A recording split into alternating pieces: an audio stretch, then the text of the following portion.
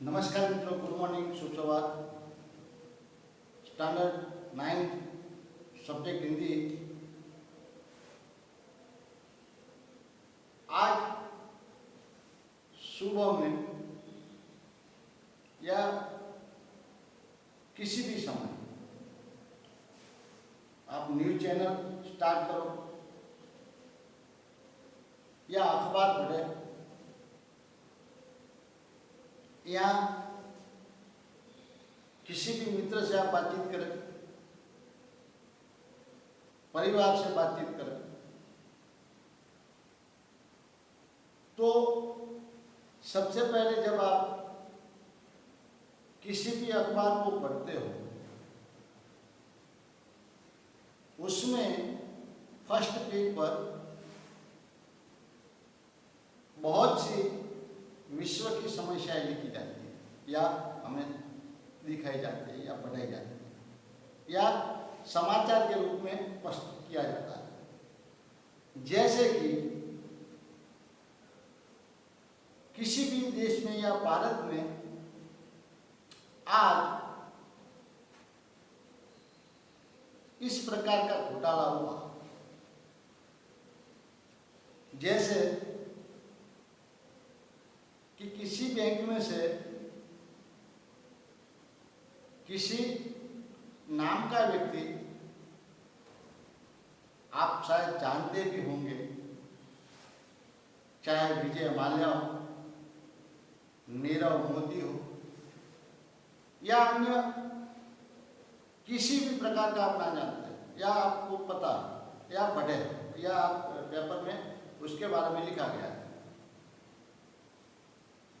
तो ऐसा न्यूज छपता है कि आज नीरव मोदी ने या विजय माल्या ने या कोई ऐसा अन्य कोई व्यक्ति जो है, उन्होंने भारत की जनता के साथ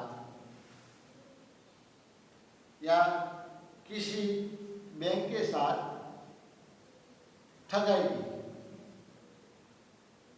अन्य प्रकार से भी आप देख सकते हैं, पैसे की लालच में लोग उसमें फंस जाते हैं और ऐसे इंसान जो आज देश में ठगाई करते हैं, जैसे कि आपको कहा जाता है या किसी जनता को कहा जाता है कि आप हमारी कंपनी में पैसा इन्वेस्टमेंट कीजिए, उसका हम 2 साल के बाद 5 साल के बाद डबल करेंगे और वापस देंगे। जनता उसके छल में आ जाती है या उसके भरोसा करके उससे दे देती, इन्वेस्टमेंट कर देती है, लेकिन बाद में वो ठगाई करके लेके चला जाता है। ये तो सामान्य एक एग्जाम्पल दिया। अन्य प्रकार के कितने भी अखबार में ऐसे या आपको समाचार या मैसेज आपको मिलता है, जैसे कि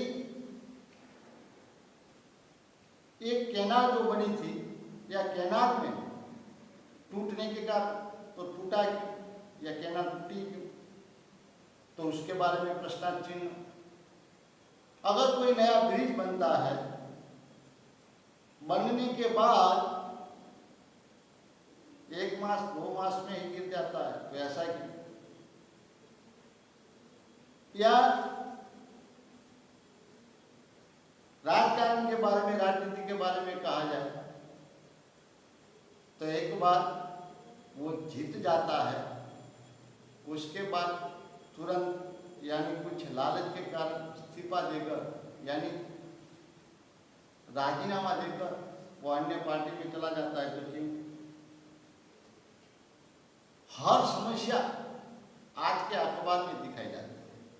सामाजिक रीति रिवाज, प्रामाणिकता का हो, कुरिवाज का हो, दूसरे के बारे में हो, दहन यानी दहेज प्रथा के बारे में हो, नारी शोषण का हो, भ्रष्टाचार का हो, तो हर ऐसे समाचार अखबार में यानी पढ़ाई पढ़ने को मिलते हैं या हम जानते हैं या पढ़ते हैं। तो हर सुबह किसी भी अखबार में आप पढ़ने बैठे तो आपका पढ़ने का मन नहीं होगा, क्योंकि पूरा पेपर ऐसी घटनाओं से भरा पड़ा होगा। कैसा जमाना आया है, एक बेटा अपनी मां को मार डालता है, एक बाप अपने बेटे को मार डालता है, भाई भाई के बीच में लड़े झगड़ा, घर में झगड़े, पति और पत्नी के बीच में झगड़ा। और दूसरी बातें आप बताने की जरूरत नहीं है, क्योंकि आप जब अखबार पढ़ेंगे तो आपको पता ही चल जाएगा। ऐसी तो सिर्फ छोटी छोटी बातें बताई हैं, लेकिन हमारी आंख खोल देने वाली भी बातें बहुत सी होती हैं। लेकिन हम उस अखबार को पढ़कर भी समझने की कोशिश नहीं करते या जागने की कोशिश नहीं करते। तो इन समस्याओं को जब हम पढ़ते हैं तो हमारा मन विचलित होता है, दुखी होता है, या मन में कहीं ना कहीं प्रश्नार्थ चिन्ह या क्वेश्चन टैग होता है। क्या शहीद भगत सिंह, सुखदेव, खुदीराम बोस, चंद्रशेखर आजाद और उससे भी आगे सरदार वल्लभ भाई पटेल, जवाहरलाल नेहरू और भारत के राष्ट्रपिता महात्मा गांधी ने क्या भारत को इसीलिए आजादी दिलवाई थी? हम आजाद तो हुए, लेकिन क्या हम आज सुख चैन से जी पा रहे हैं? आज हमारी सीमाएं सुरक्षित नहीं है, यानी हमारा देश सुरक्षित नहीं है। जो कभी छोटा छोटा राष्ट्र कहे जाते थे, वो भी आज हिंदुस्तान को आंख दिखा रहे हैं। तो उसका मतलब यह हुआ कि आज जो हमारे गांधी जी ने, जवाहरलाल नेहरू ने, सरदार वल्लभ भाई पटेल ने, खुदीराम बोस, सुखदेव और शहीद भगत सिंह, चंद्रशेखर आजाद, जिन्होंने हिंदुस्तान की आजादी का जो सपना देखा था, क्या वो आजाद आज भारत है? या भारत उसी प्रकार से आज आजाद है? गांधी जी ने राम राज्य की जो कल्पना की थी, स्वराज्य की जो कल्पना की थी, वो क्या आज है? क्या भारत को सोने की चिड़िया का देश कहा जाता था, क्या वो है? तो कहीं ना कहीं हमारे दिल को ठेस पहुंचती है कि जो भारत का जो सपना देखा था वो आज भारत नहीं बन पाया। हाँ, सिर्फ दिखाने के लिए नंबर 1 हो सकता है, सिर्फ राष्ट्रगुरु कहने में हो सकता है, लेकिन वास्तव में वास्तविकता कुछ और है। अगर उस प्रकार का जो राष्ट्र होता तो आज कोई समस्या न हो, या अखबार को ऐसे, या अखबार आज ऐसे भरे न पड़े होते हैं, प्रामाणिकता को ढूंढने न जाना पड़ता, ना ऐसे इंसान को खोजने की जरूरत न होती कि कहीं ना कहीं ऐसे इंसान हमें मिल जाए जो आज प्रामाणिकता से जी रहे। तो सबसे पहले इसीलिए कहा गया, ऐसी समस्याएं बहुत सी है, लेकिन हमारे शास्त्र में कहा गया है कि अगर पृथ्वी अगर टिकी हुई है तो कहीं ना कहीं कुछ ऐसे इंसान भी आज तक बैठे हुए हैं जो आज भी प्रामाणिकता से जी रहे हैं, सिद्धांत पे जी रहे हैं, अपने मक्कम इरादे जो सपना देखा था, स्वराज्य का देखा था, या वो हिंदुस्तान का जो सपना देखा था, वो आज उसी तरह से पूरा कर रहे हैं। तो या लेखक इसीलिए कहना चाहते हैं कि ऐसी समस्याओं से या ऐसी समस्या पढ़कर हमारा मन विचलित तो होता है, लेकिन क्या निराश हुआ जाए? कहीं ना कहीं ऐसा तो कुछ एक चिराग होगा जो इस अंधकार को कहीं ना कहीं दूर करने की कोशिश कर रहा होगा। आज ऐसी समस्याओं को देखकर या पढ़कर हमारा मन विचलित होता है और हम निराश होते हैं कि हमारा देश जो था वो आज नहीं है, जैसे प्रकार का होना चाहिए था वो नहीं। गुजराती के सुप्रसिद्ध लेखक और शिक्षाविद रघुवीर चौधरी, जाने माने साहित्यकार, उन्होंने भी अपनी एकांकी में उसका जिक्र किया हुआ है या उसका वर्णन किया हुआ है। ड्रीम लाइट एक गांव था, गांव में बिजली नहीं थी। लोगों ने इकट्ठा होकर सोचा कि हमारे गांव में बिजली आनी चाहिए। सभी लोग पढ़े लिखे या जो भी थे अनपढ़ वो से एक साथ मिले। उन्होंने निश्चय किया कि हमारे गांव में बिजली आनी चाहिए। उसके लिए क्या करना चाहिए? तो सबने मत प्रस्तुत किया और जिससे भी जितना हो सका उतना काम किया। एक दिन, एक मास, एक साल तक काम चला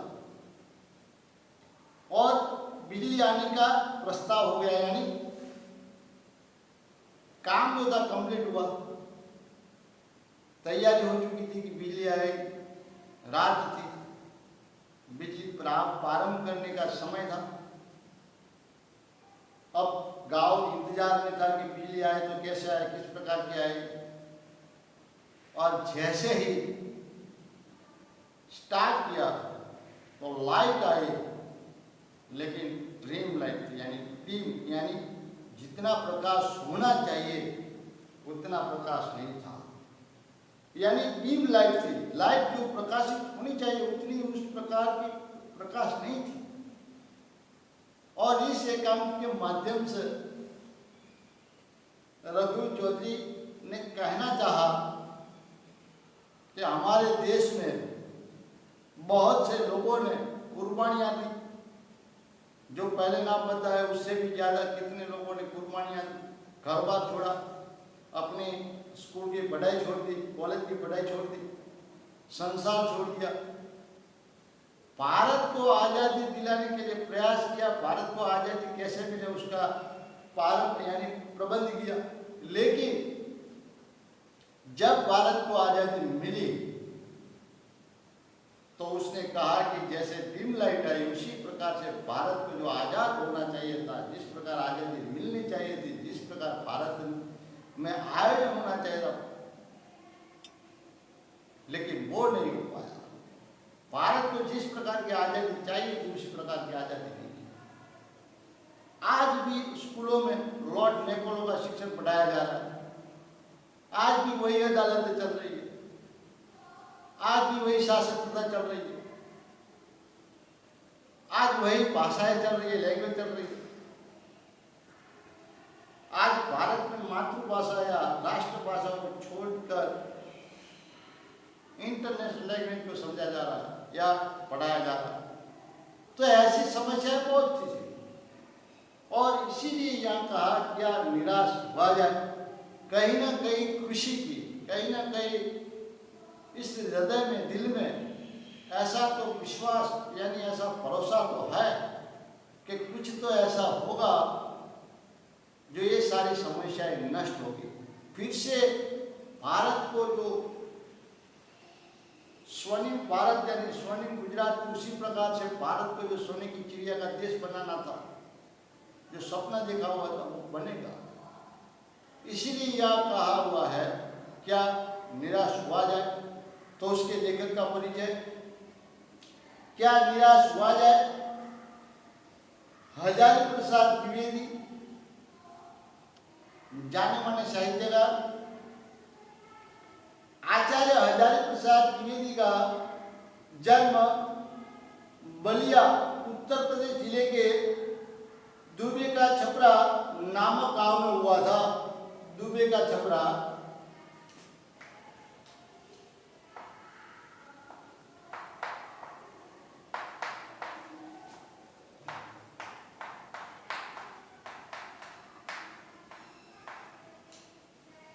दुबे का छपरा गांव पारिवारिक परंपरा अनुसार संस्कृत का अध्ययन शुरू करके उन्होंने हिंदी काशी विश्वविद्यालय से ज्योतिषाचार्य की परीक्षा उत्तीर्ण की। यानी पारिवारिक परंपरा, परिवार में संस्कृत भाषा को महत्व समझा जाता था या पढ़ाया जाता था, या लोग पढ़ते थे या उसके परिवार में पढ़ा जाता था।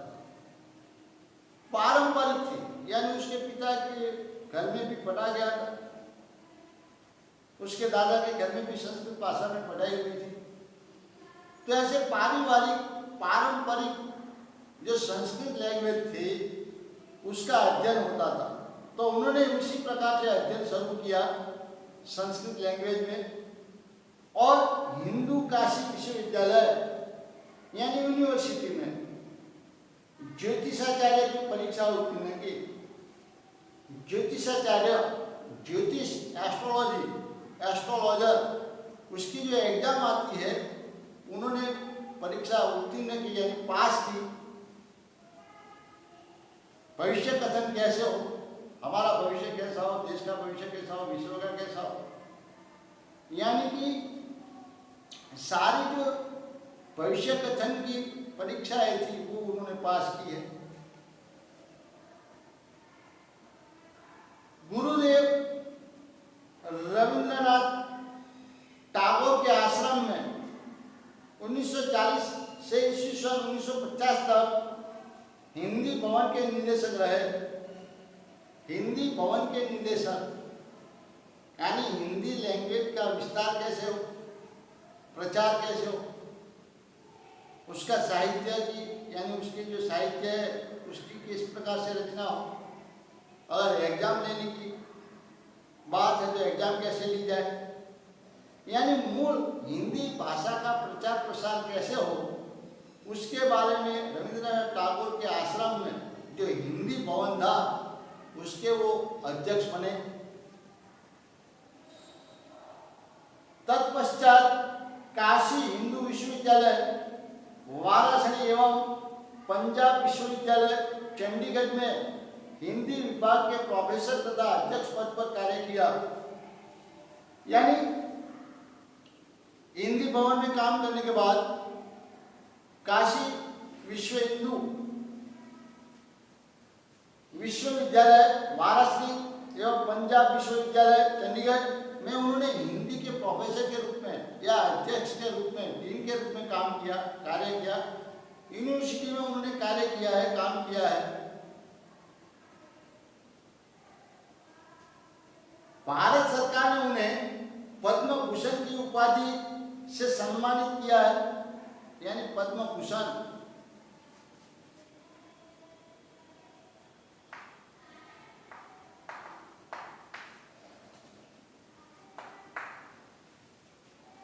पदवी देकर सम्मानित किया। हिंदी साहित्य जगत में द्विवेदी जी एक निबंधकार यानी निबंध लिखने वाले,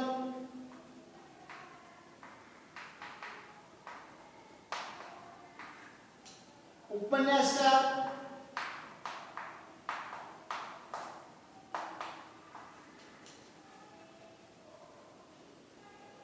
समालोचक,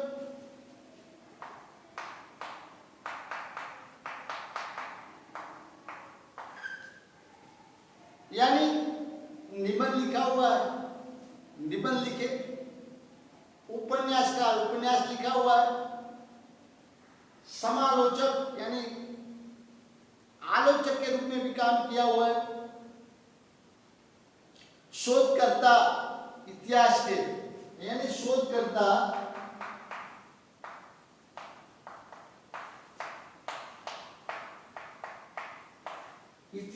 बारे में शोध किया हुआ है, यानी ऐसे जो टॉपिक थे उसके बारे में खोज की, शोध किया।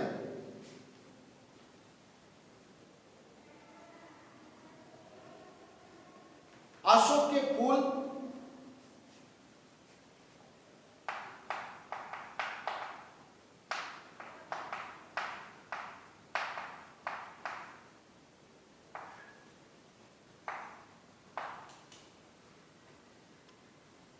विचार प्रवाह,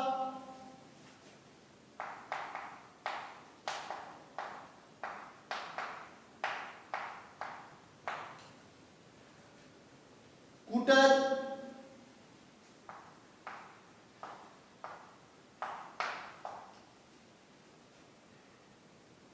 कल्पलता,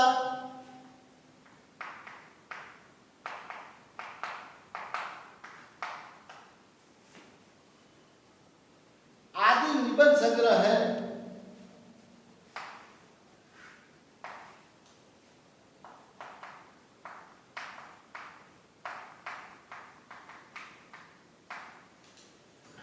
अशोक के फूल, विचार प्रवाह, कुटर, कल्पलता, यह उनके निबंध संग्रह है। बाण भट्ट की आत्मकथा,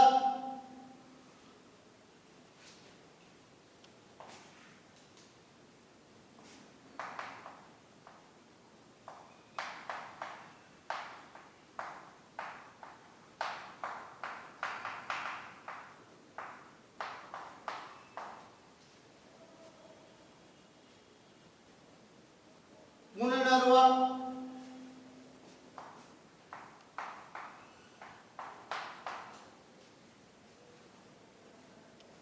चारु चंद्रलेख,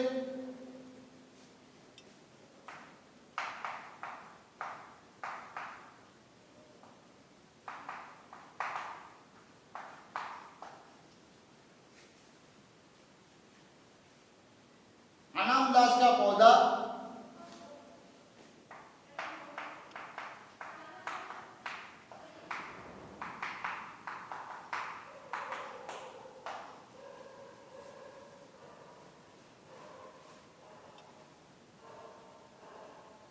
उपन्यास, यह सब उपन्यास है।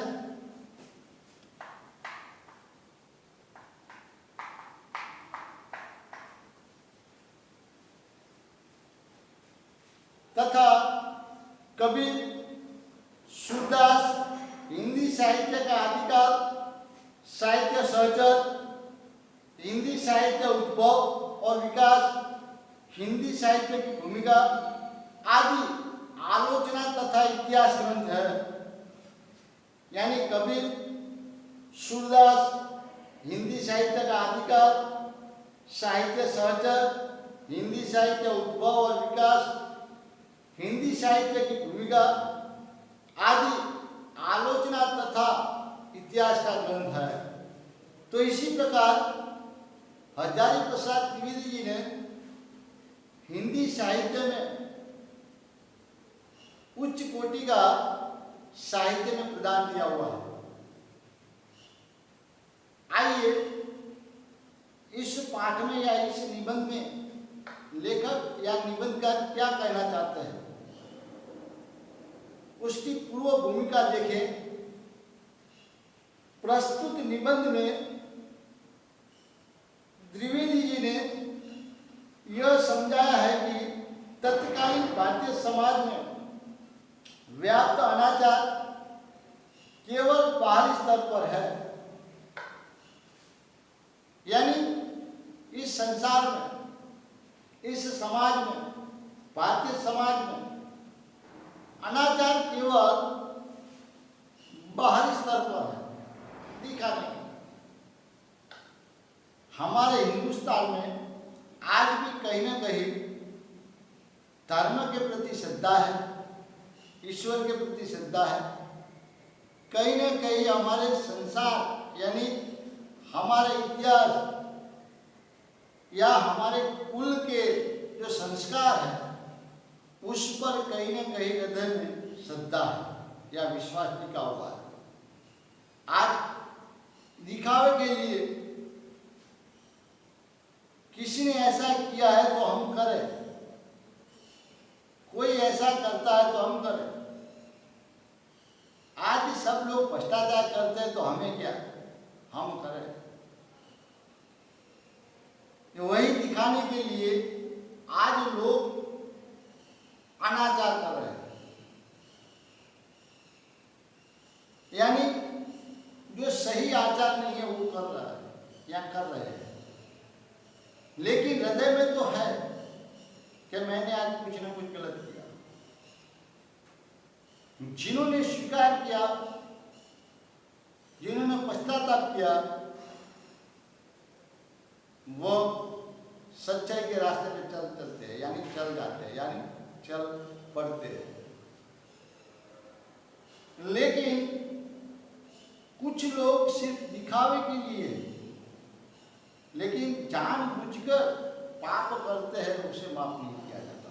तो उसी प्रकार यह द्विवेदी जी कहते हैं कि हमारे समाज में सिर्फ बाहरी स्तर पर ऐसा है,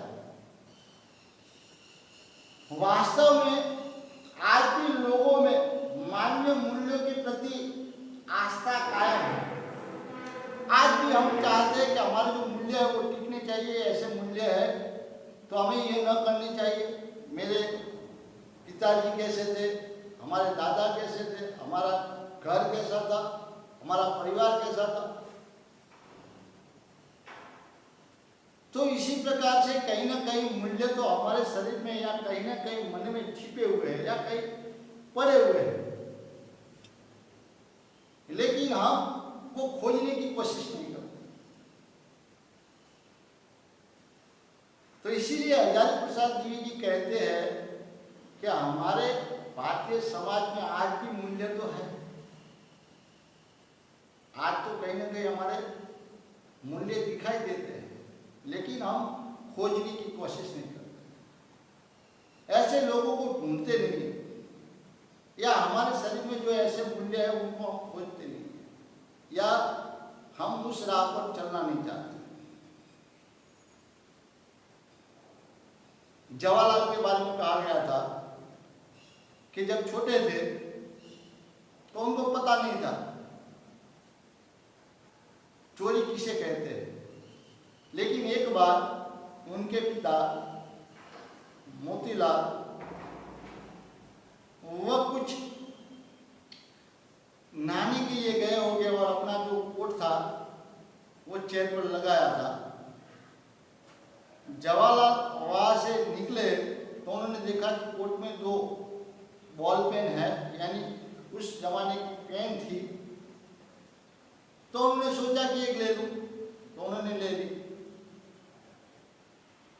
बाल स्वभाव था, बाल मानस था, लेकिन उन्होंने पेन लेने के बाद वो चले गए अपने काम में, यानी कार्य में जुट गए। बाद में उसके पिता जब आ रहे तो उन्होंने देखा कि अपने कोट में 2 पेन थी, तो उसमें से एक है, एक नहीं है।